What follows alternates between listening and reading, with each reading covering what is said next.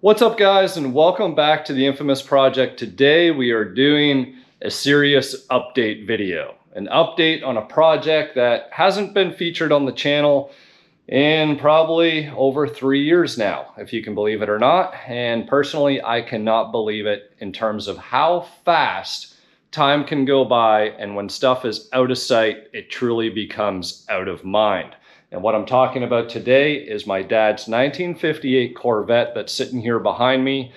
And well, this car hasn't been on the road since probably somewhere around 1978, and my dad recently turned 78 years old. So it has been, or become, my mission to get this car at least in a state where it can run, drive, stop, and do the things that it needs to do safely so my dad can enjoy this car.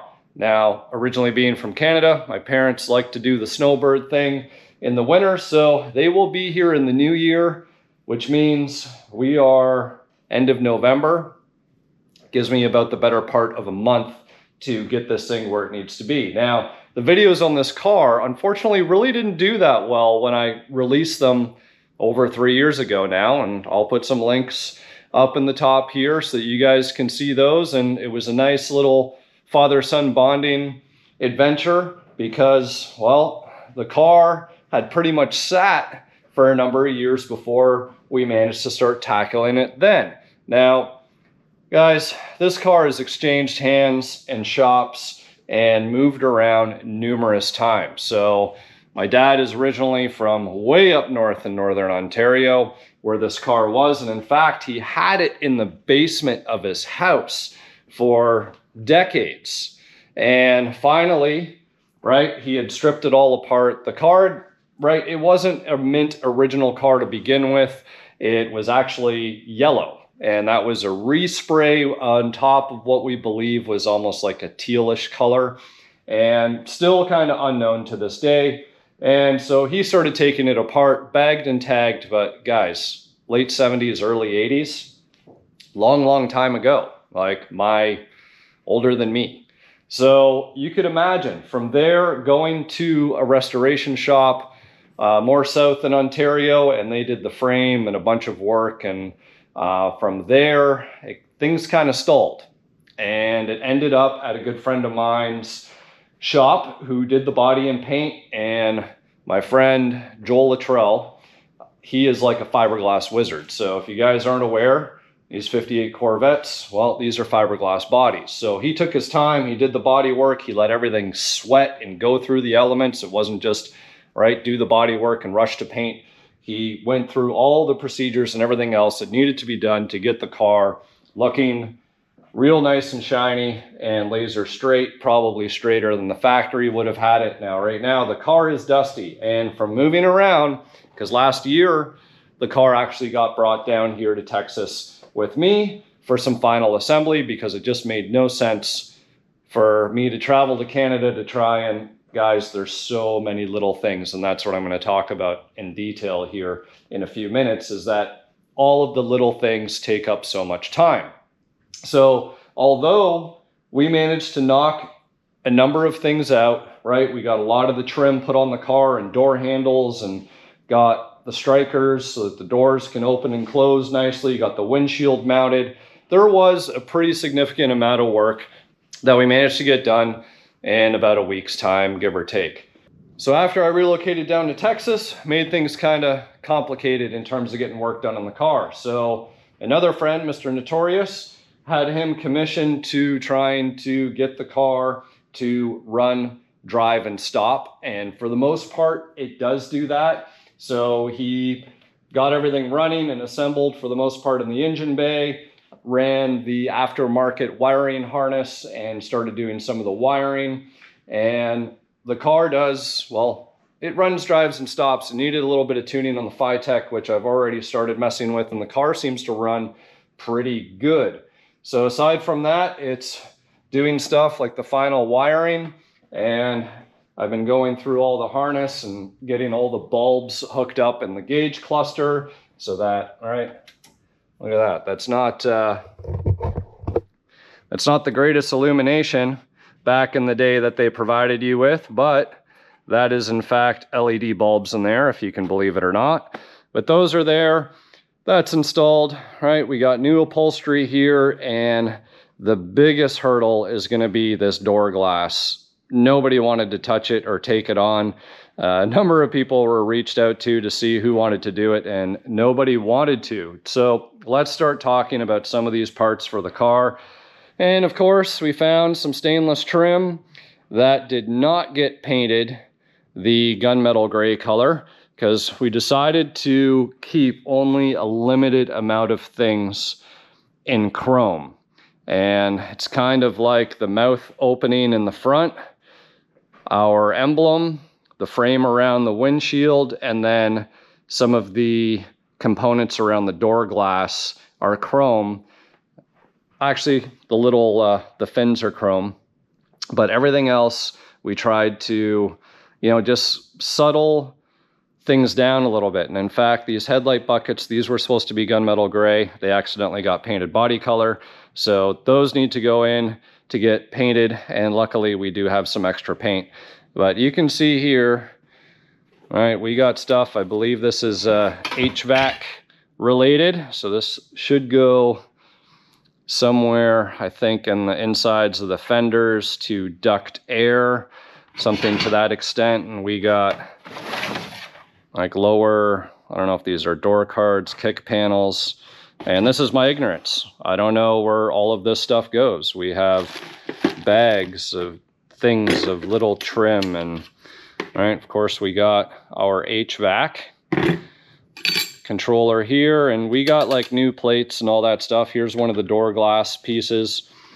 And I think in those older videos, you would have seen me maybe messing with these window regulators. Here's one of the pillars, right? Well, actually that one's sort of setting in the in its place right now. So like this guy, and we were missing this trim, which I believe we're still missing this trim. So I need to get that. And this is back a reference to the manual. I know I probably highlighted or showcased this in the older videos that I did, but the assembly instruction manual isn't the easiest thing to read or follow. But once you it's like any engineering drawing really, you need to just kind of be patient and look over things a multitude of times, and then you'll sort of kind of get a feel for things. But all these little rivets and washers and hardware are going to be the death of me. I already know it. So you can see here, more window regulator stuff, bits and pieces, right? Glass, bins.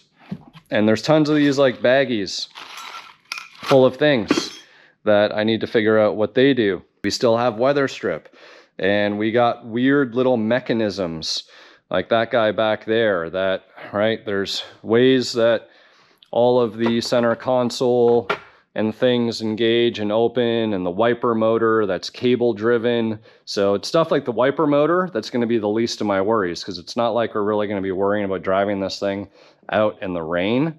So yeah, that's got the doors opening and closing nice. Oh yeah, we did put the deck lid on last time around, and you can see now I'm dealing with, like I said, little things like tail light bezels and everything else, which I kind of feel like there's probably supposed to be a rubber gasket that goes around there. So I need to refer to the manual. The 3M adhesive for the weather strip back here did not do its job. So already got a point of failure there. So we're gonna have to redo that. I'll probably resort to the amazing goop, automotive goop. And that's about it, right? Knee pads and wedging my hands and arms underneath the back trying to get this stuff sorted out. And I was dealing with the tack wire, which is actually mechanical. So the tack is driven off the back of the generator. Actually, you can see the cable there. So this cable, like a speedometer cable would, goes on the back here like so, and that goes through and spins your tachometer. Now, I had an issue with this side. I plugged this side in and checked to make sure it was spinning on that side. It was, hooked it up to the tack, and it wrecked the internal cable. So I'm wondering if the tack is maybe stuck and caused an issue there on us. So I'm gonna have to get behind there and see if I can spray some WD-40 on the back of the mechanism and get it to spin. But yeah, that is the kind of stuff that you're dealing with old stuff, right? Parking brake, this big mechanical assembly. Again, something like that's going to be towards the end. You don't necessarily need a parking brake when you got a manual gearbox. You can leave it in gear and, you know, keep on about your day. So there's a few other little dress up items, if you will, right? So we got some bright orange valve covers here that we'll be getting put on, replacing these Edelbrock guys. And as mentioned, this is a Phytech unit and it seems to do okay. I think a Holley might have been a better option, but it is what it is.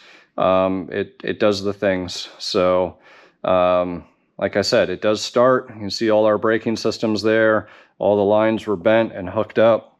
Let's talk about the stance of this thing real quick. The front, not too bad. And guys, me and my dad have two completely different styles when it comes to look and feel of a car. I was surprised we actually managed to agree on the paint scheme.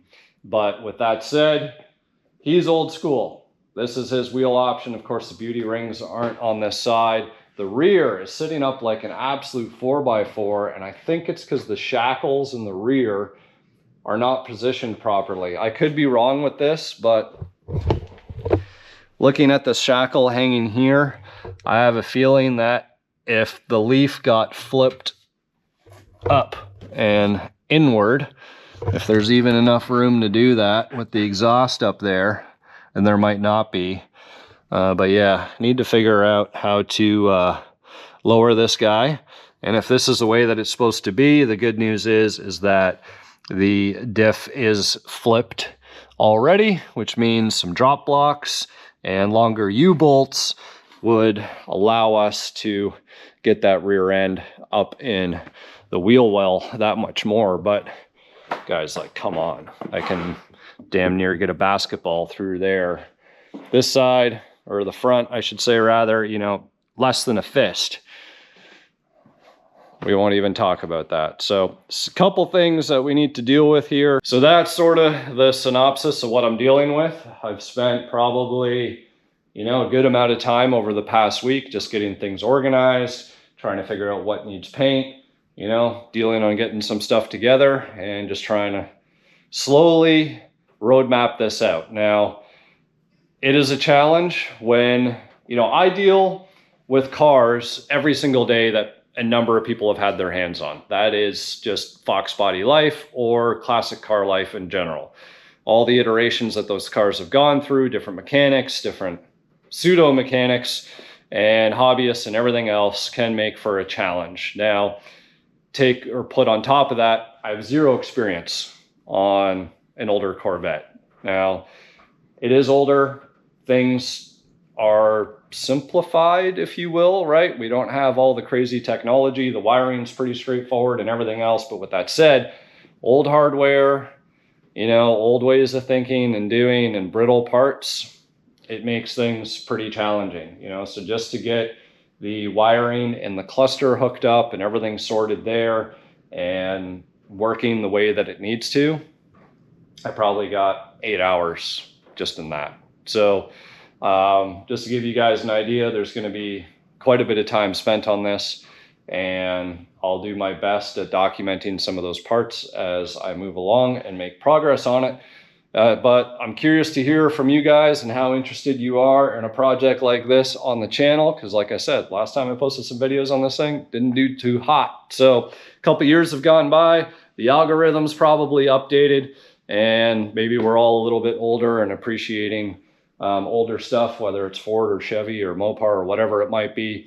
And that's it, guys. So stick around. There'll be more on the 58 Corvette. Hopefully you enjoyed. We'll see you here next time on the Infamous Project.